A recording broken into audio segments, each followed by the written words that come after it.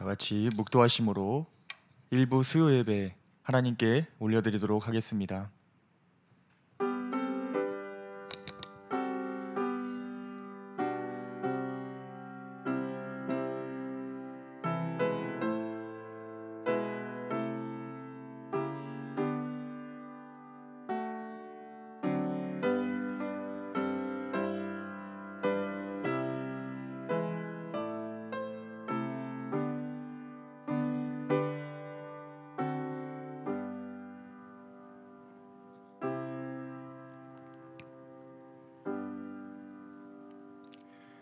내가 은혜 베풀 때에 너에게 듣고 구원의 날에 너를 도왔다 하셨으니 보라 지금은 은혜 받을 만한 때요 보라 지금은 구원의 날이로다. 하나님 아버지, 오늘도 비가 오는 가운데 우리를 예배의 자리로 불러주시는 애 감사합니다. 이 시간 영과 진리로 하나님께 예배하며 나가는 귀한 시간 될 수 있도록 인도하여 주시옵소서. 감사드리며 예수님의 이름으로 기도합니다. 아멘. 찬송가 133장 함께 고백하도록 하겠습니다.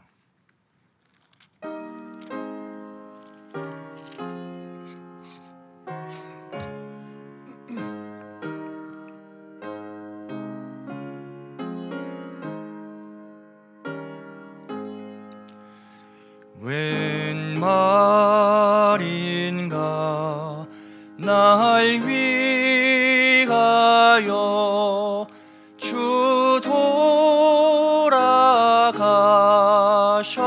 돌아가셨나. 이 벌레가 든 날 위해 은혜 받으셨나. 내 지은 죄 다 지시고 못 박히셨으니 웬일인가 웬 은혜인가 그 사랑 크셔라. 주 십자가 못 박힐 때 그 해로 빛 잃고 그 밝은 빛 가리워서 캄캄하게 되었네.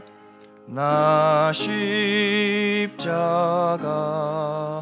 대할 때에 그 일이고 마워 내 얼굴 감히 못 들고 눈물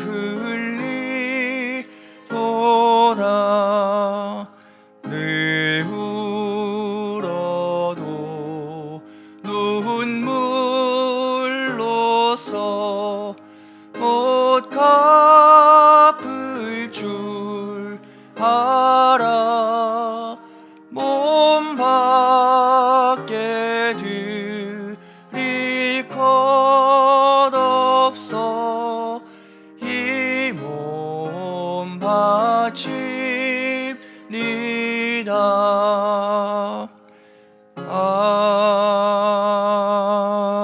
아멘. 이계승 권사님 기도 인도해 주시겠습니다.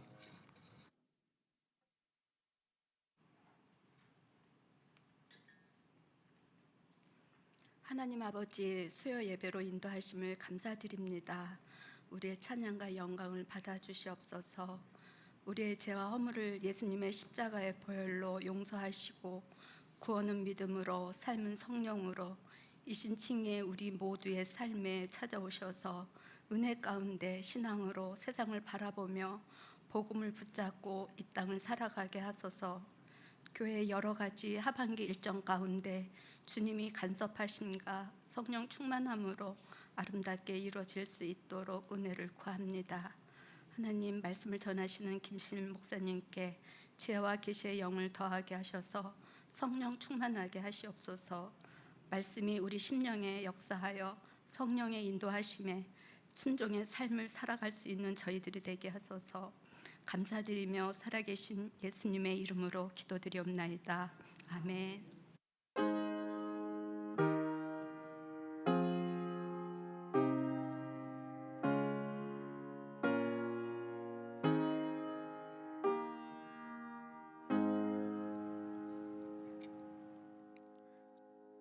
오늘 우리에게 주시는 하나님의 말씀은 로마서 5장 19절 말씀입니다. 로마서 5장 19절 한 절 말씀입니다.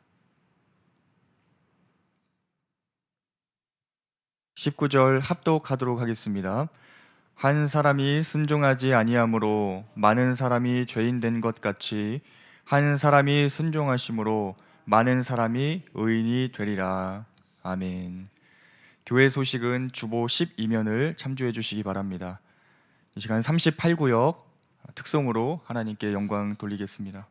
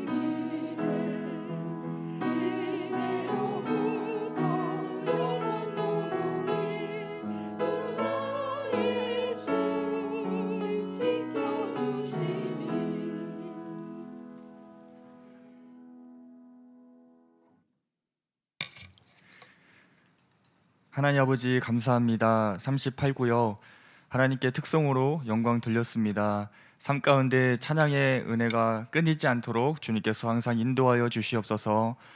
하나님, 오늘 말씀 앞에 섭니다. 성령의 조명하심으로 말미암아 그 말씀들이 잘 깨달아질 수 있도록 인도하여 주시고 삶 가운데 우리가 실천하고 적용하면서 살아갈 수 있도록 또한 인도하여 주시옵소서. 감사드리며 예수님의 이름으로 기도합니다. 아멘. 예수님의 완전한 순종이라는 제목으로 여러분과 함께 말씀을 나누도록 하겠습니다. 근데 먼저 이제 말씀드릴 것은 내용이 조금 딱딱할 수가 있다는 것입니다. 우리가 우리의 삶의 이야기를 하는 것보다는 오늘 이제 예수님의 순종에 대해서 저희가 더 초점을 맞춰서 보고자 하는 것이기 때문에 우리가 조금 딱딱해도 잘 집중해서 말씀에 함께 보았으면 좋겠습니다. 여러분, 법에는 두 가지의 기능이 있습니다. 긍정적인 측면이 있고 부정적인 측면이 있는데요. 예를 들어서 여러분들께서 운전을 하시는 분들 아시겠지만 제한 속도 70km라는 그 표지판을 보시면 그 앞에서 어떻게 하십니까? 70km 밑으로, 그 이전에는 70km 이상으로 혹시 달리시다가도 그 표지판 앞에서는 70km 밑으로 속도를 맞춰서 달리실 것입니다. 이 70km라는 이 표지판에서도요, 법이지 않습니까? 법. 두 가지의 측면이 있습니다. 제가 말씀드린 것처럼 긍정적인 측면, 부정적인 측면인데 이 70km 표지판을 보았을 때 긍정적인 측면은 무엇일까요? 70km를 이제 넘지 마라. 그것입니다. 그렇다면 부정적인 측면은 뭐라고 할 수 있을까요? 70km를 넘으면 벌금이다. 이것이 이제 부정적인, 법의 부정적인 측면일 것입니다. 그래서 모든 법에는 요구가 있고 처벌이 있습니다. 그 법에 요구하는 부분이 있고 그것을 지키지 못했을 때의 처벌이 있습니다. 저는 이것을 이제 긍정적, 부정적 측면이다 이렇게 말씀을 드린 것인데, 우리가 성경에 보면은 최초로 하나님께 법을 받은 사람이 등장합니다. 누굴까요? 바로 아담입니다. 하나님은 아담에게 어떤 법을 주셨습니까? 소위 선악과 사건이라고 하는데, 선과 악을 알게 하는 나무 열매를 먹지 말라라는 법을 주셨습니다. 여기서 역시 긍정적인 측면, 그것은 요구에 대한 측면인데 먹지 말라라는 것이죠. 그런데 부정적인 측면으로서 이 처벌에 해당되는 것은 무엇일까요? 먹으면 정령 죽으리라. 마찬가지로 이 법에 대한 요구하는 부분이 있고요, 처벌하는 부분이 있습니다. 그런데 아담은 선악과를 먹지 말라는 이 하나님의 법에 순종합니까? 순종하지 못합니다.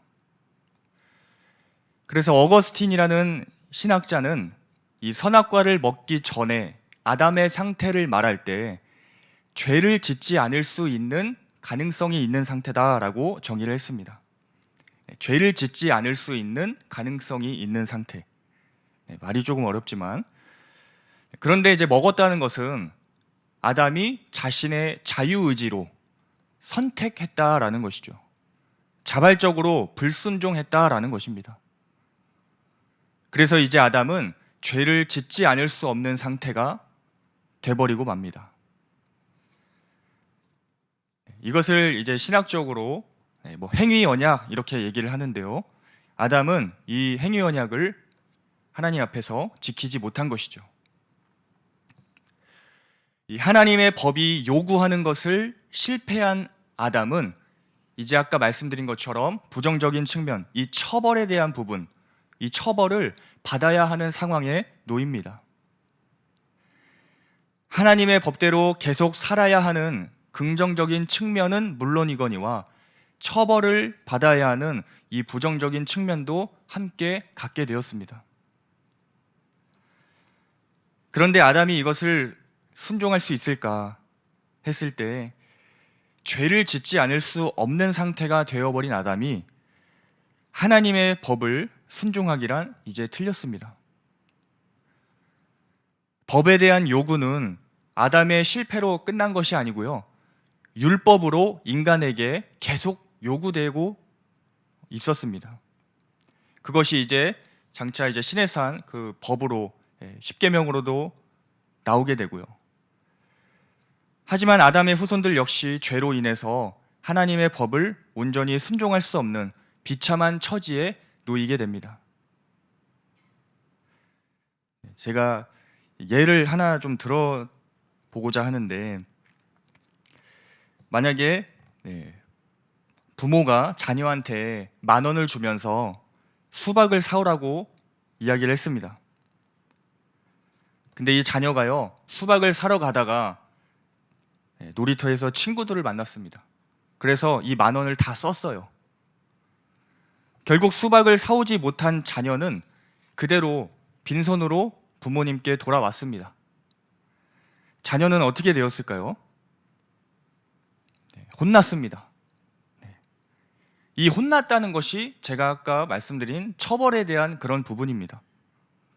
혼난 것은 법을 지키지 못했을 때 나타나는 이제 부정적인 측면인 것이죠. 그런데 중요한 것은 처벌만 받으면 다 되는 건가? 처벌만 받으면 끝인가? 끝이 아니죠. 부모님의 요구가 계속 남아 있는 것입니다. 혼나는 거, 이 처벌 당하는 것은 물론이고 그 수박까지 이제 사와야 부모님께 순종했다고 말할 수 있는 것입니다.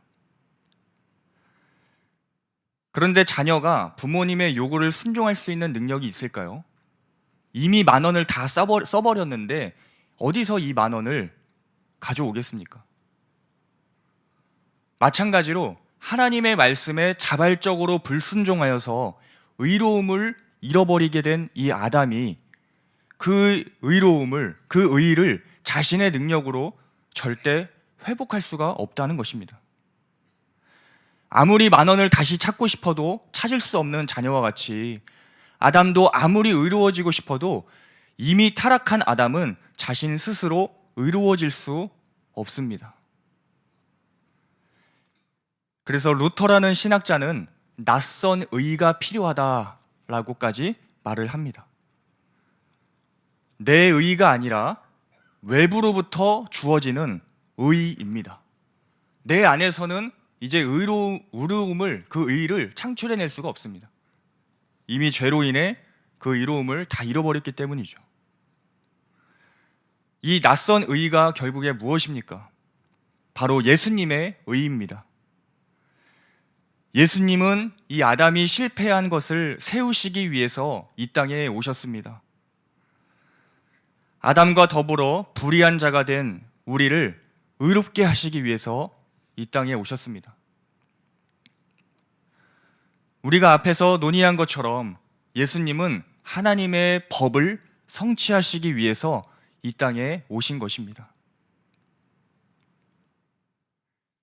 아담과 비교하면서 살펴보면 하나님의 법에 예수님께서 순종하셔야 하는 무게는 아담보다 더 무거웠습니다. 아담은 긍정적인 측면만 순종하면 됐었는데, 그 먹지 말라라는 요구에만 순종하면 됐었는데, 예수님께서는 긍정적인 측면과 더불어 이 부정적인 측면도 순종해야 하는 상황이었다라는 것입니다. 아담은 요구만 지키면 되는 상황이었지만 예수님은 요구와 더불어서 처벌까지 당해야 하는 그런 상황인 것입니다. 수박을 사오지 못해서 부모님께 야단을 맞아야 하는 것처럼 예수님은 우리 대신 처벌을 받았습니다. 그것이 바로 십자가의 죽음입니다. 정령 죽으리라는 처벌을 받으신 것이죠. 하지만 처벌만 당하면 의로움이 회복되는 것이 아니라고 말씀드렸습니다. 무엇을 또 해야 합니까?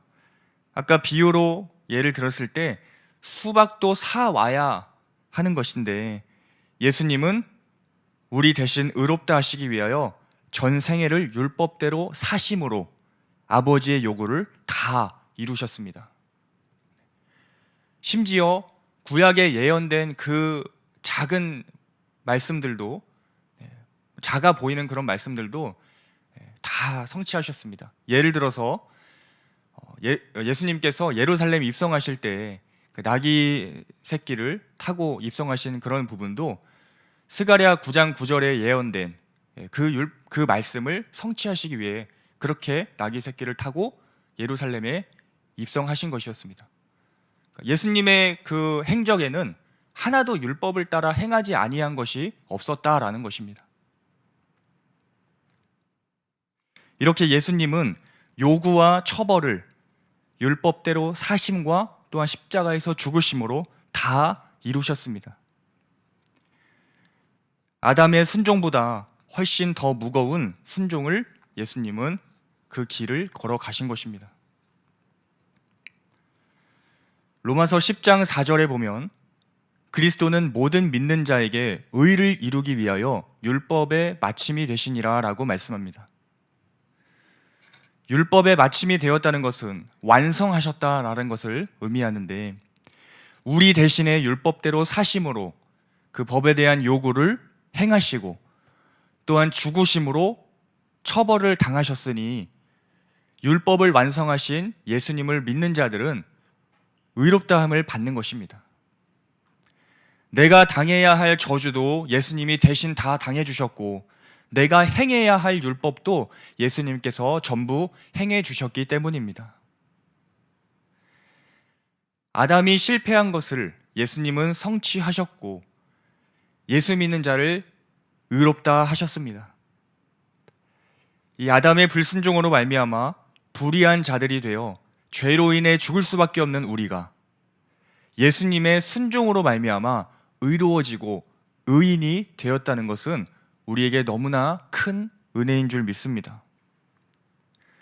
그래서 우리는 이것을 은혜 언약이라고 부릅니다. 은혜로 의롭다 하심을 받는 것입니다. 아담이 실패한 행위 언약을 예수님이 대신 성취해 주셨기 때문에 우리한테는 은혜 언약이 되는 것입니다. 그렇다면 우리는 이제 어떻게 살아야 할까? 값없이 은혜로 구원을 받았으니 그냥 막 살아도 되는 것일까요? 절대 아닙니다. 오늘 본문 말씀이 로마서 5장의 말씀인데, 다음 장인 6장에 보시면 의롭다 하심을 받은 자들이 어떻게 살아가야 하는지 말씀을 해주고 있습니다. 그 중에서 로마서 6장 13절의 말씀을 제가 읽어보도록 하겠습니다. 또한 너희 지체를 불의의 무기로 죄에게 내주지 말고 오직 너희 자신을 죽은 자 가운데서 다시 살아난 자 같이 하나님께 드리며 너희 지체를 의의 무기로 하나님께 드리라. 우리는 예수님의 순종으로 말미암아 의로운 자들이 되었습니다. 따라서 우리의 지체를 이제 의의 무기로 하나님께 드려야 합니다. 예수님의 은혜로 살아났으니 또한 그렇게 살아가야 한다는 것입니다. 이제 아담에게 속한 자가 아니요 그리스도께 속한 자가 되었으니 의로워진 사람답게 의로움을 쫓아 살아가는 것입니다. 그런데 이 살아간다라는 부분을 보면 요즘에 담임 목사님께서 많이 말씀하시는 부분인데요, 우리의 자유의지가 필요합니다. 결단이 필요하다라는 것이죠. 하지만 내가 결단만 한다고 말씀대로 다 살아갈 수 있을까? 이 측면도 우리가 함께 생각해 보아야 하는데, 결단과 함께 기억해야 할 것은 말씀대로 살고자 내가 결단하지만 그렇게 결단하게끔 하시는 분도 주님이시라는 것입니다. 내가 결단하지만 그 속에서 결단하게끔 은혜를 주시는 분이 주님입니다. 그래서 우리는 날마다 기도하면서 은혜를 구하는 것입니다. 예수님을 믿고 새 사람이 되었지만 아직도 옛사람을 따라 살고자 하는 그 연약함, 이 죄성이 남아있기 때문에 주님께 은혜를 간구하며 오늘도 말씀대로 살아갈 수 있도록 인도해달라고 기도하는 것입니다. 주님이 주시는 은혜로 말미암아 나의 자유의지를 드리며 결단하며 나아갈 때 말씀대로 우리가 순종하며 살아갈 수 있는 것입니다. 우리 주님은 우리를 살아나게 하셨을 뿐만 아니라 또한 살아가게 하시는 분입니다. 살아남도 살아감도 다 은혜라는 것입니다. 방금 말씀드린 것처럼 물론 살아감에 있어서 우리의 결단이 요구되지만 그렇게 결단하게끔 은혜를 주시는 분도 주님이시기 때문에 우리가 살아남도 살아감도 다 하나님의 은혜로 산다라고 고백할 수 있는 것입니다.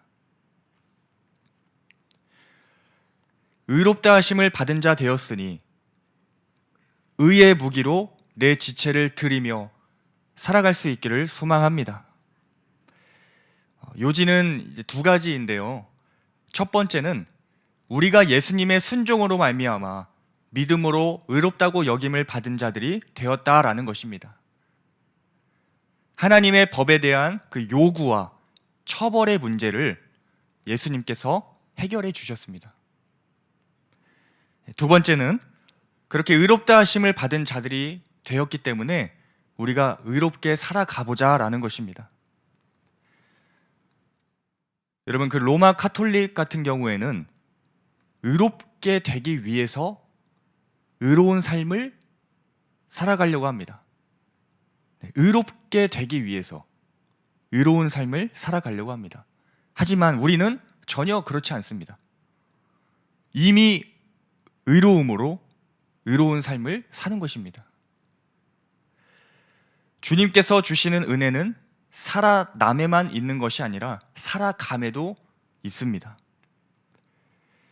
죄에서 구원해 주신 주님께서 구원에 합당한 자로 살아가도록 우리를 인도하실 것입니다.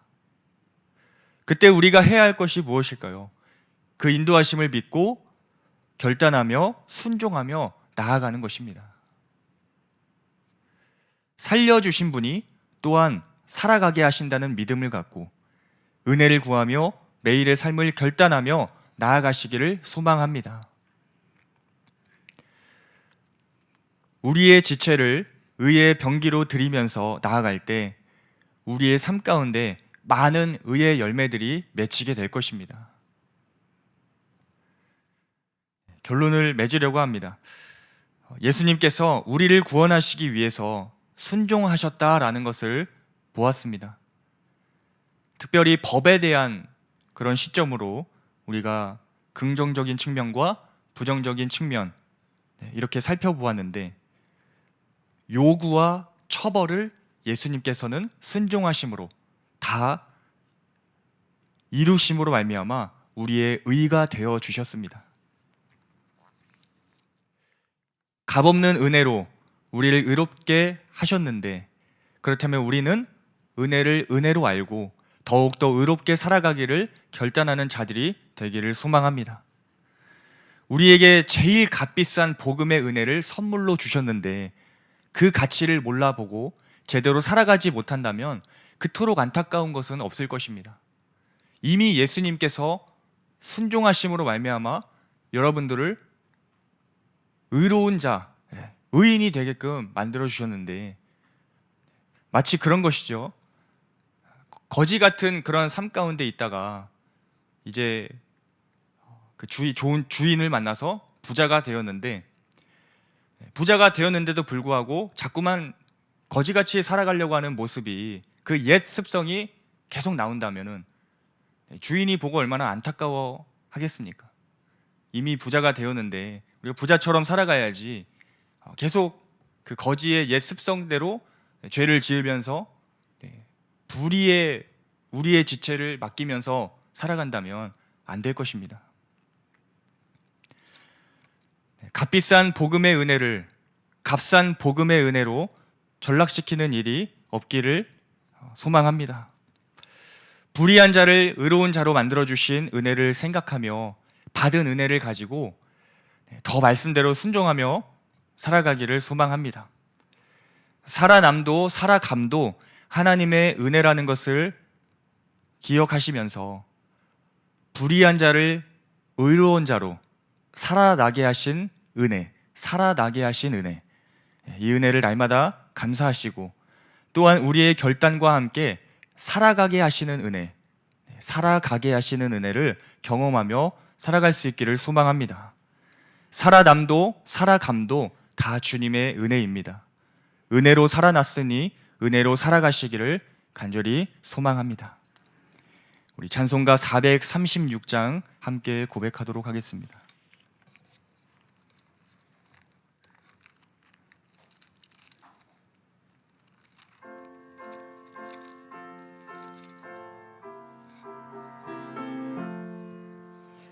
나 이제 주님의 새 생명 얻은 몸, 옛것은 지나고 새 사람이로다.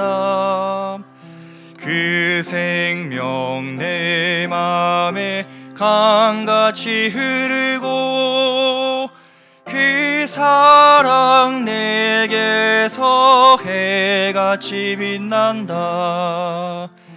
영생을 누리며 주 안에 살리라.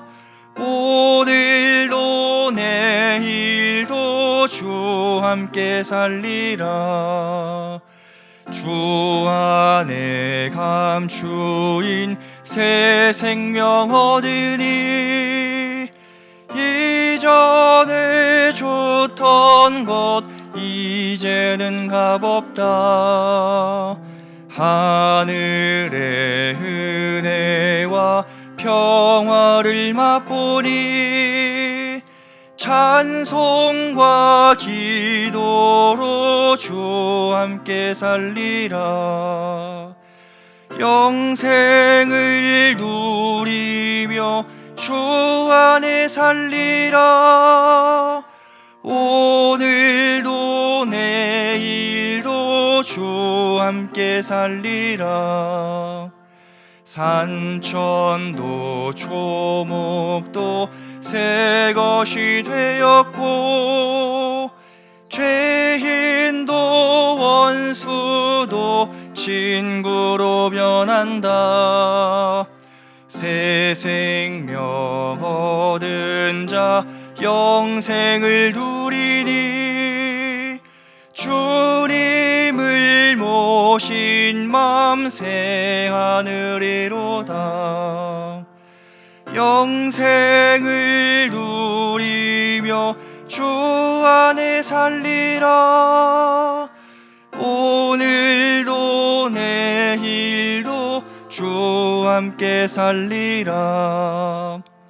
주 따라가는 길 험하고 멀어도 찬송을 부르며 뒤따라가리라. 나 주를 모시고 영원히 살리라. 날마다 섬기며 주 함께 살리라. 영생을 누리며 주 안에 살리라. 오늘도 내일도 주 함께 살리라. 아멘. 살아계신 하나님 아버지, 예수님의 순종하심으로 말미암아 우리에게 의를 주시니 감사합니다. 아담의 그 순종이랑 비교했을 때 우리 주님께서는 더 무거운 그 순종의 길을 가셨다는 것을 오늘 보았습니다.